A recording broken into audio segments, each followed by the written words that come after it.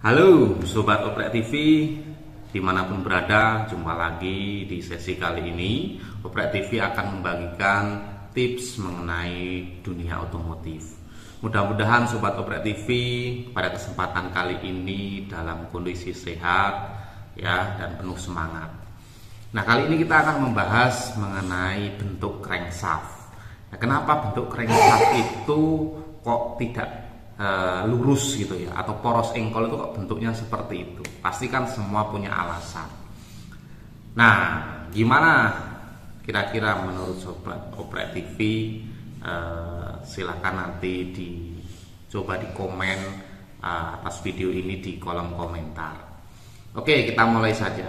Crankshaft itu bentuknya selalu akan menyesuaikan dengan jumlah silinder ya. Kita ketahui kalau pembakaran di engine system ya, itu kan umumnya ada dua macam ya. Ada dua langkah dan ada empat langkah, ada dua tak dan ada empat tak. Nah, kita bahas yang empat langkah dulu.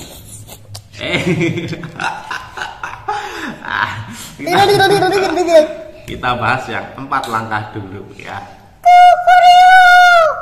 Mana ada ayam? Oke.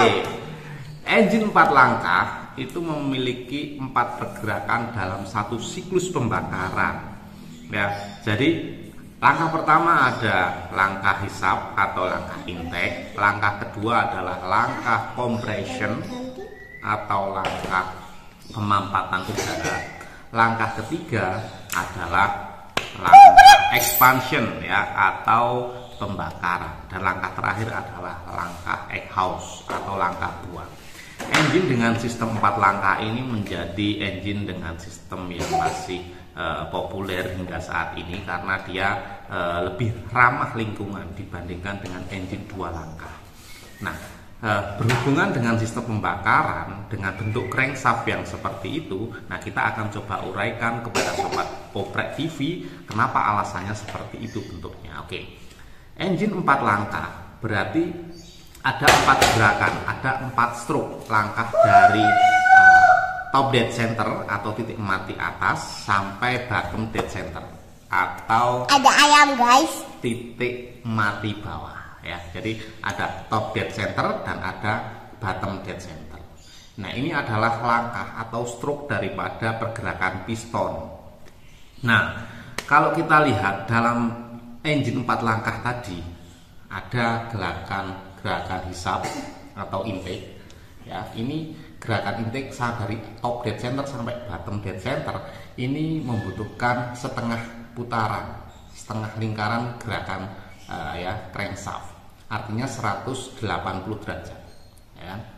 Kemudian langkah kedua adalah langkah compression dari bottom dead center menuju ke top dead center, berarti membutuhkan 180 derajat lagi.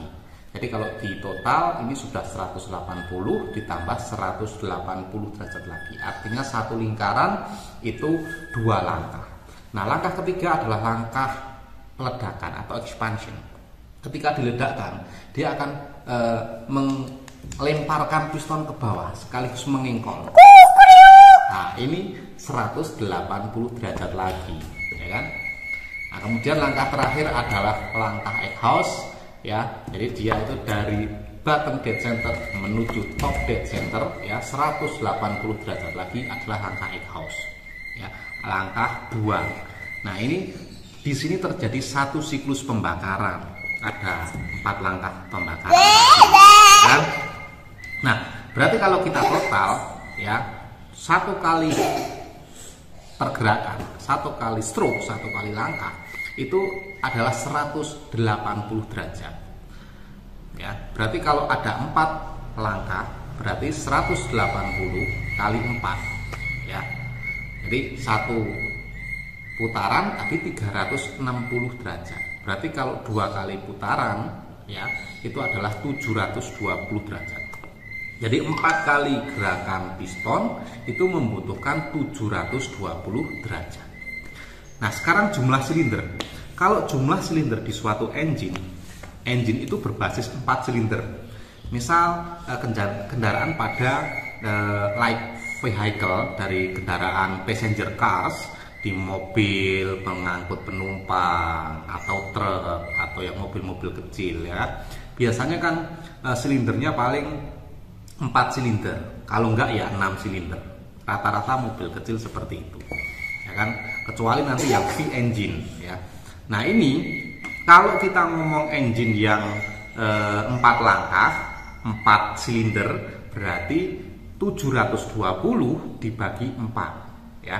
Maka akan ketemu 180 derajat. Berarti selisih pembakaran antara satu piston dengan piston berikutnya adalah sebesar 180 derajat. Kenapa? Karena 720 atau satu kali pembakaran, satu kali siklus pembakaran dibagi tadi jumlah silinder. Jumlah silindernya ada 4. Ya, ketemu 120. Maka bentuk antara pin jurnal ya, pin jurnal antara satu silinder dengan silinder berikutnya selisihnya adalah 180 derajat. Maka kalau kita amati bentuk crankshaft itu panjang, kalau kita lihat dari sisi samping seperti ini, maka bentuknya ini adalah main jurnalnya atau poros utamanya. Kemudian yang ketemu cone rod atau connecting rod adalah sisi di sini dan di sini. Nah, jarak di sini sampai sini itu adalah 180 derajat. Nah, nanti ini pasti disesuaikan dengan firing order.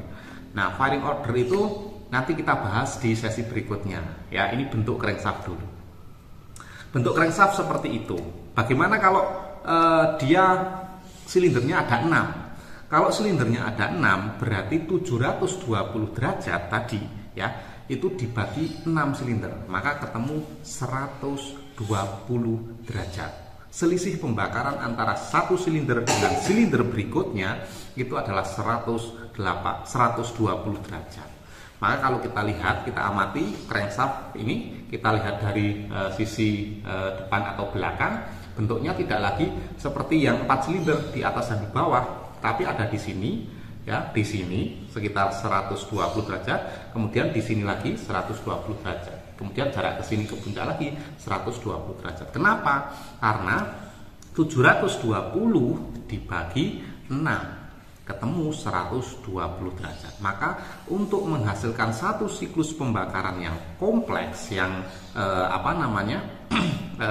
merata di semua silinder. Kalau silindernya ada 6, berarti ya 720 dibagi 6. Supaya apa? Dalam satu siklus pembakaran itu terjadi saling bergantian proses pembakarannya antara silinder yang di depan dan yang paling belakang ya. Nah, pasti nanti disesuaikan dengan firing order. Nah, firing order itu seperti apa? Nanti akan kita bahas. Tujuan firing order itu seperti apa, supaya Sobat Ngoprek TV juga semakin jelas dan paham mengenai dunia ngoprek, terutama otomotif di sesi ini. Nah, silahkan Sobat Ngoprek TV bisa tulis di kolom komentar kalau ingin membahas sesuatu yang pengen kita ulas bersama, kita diskusikan bersama.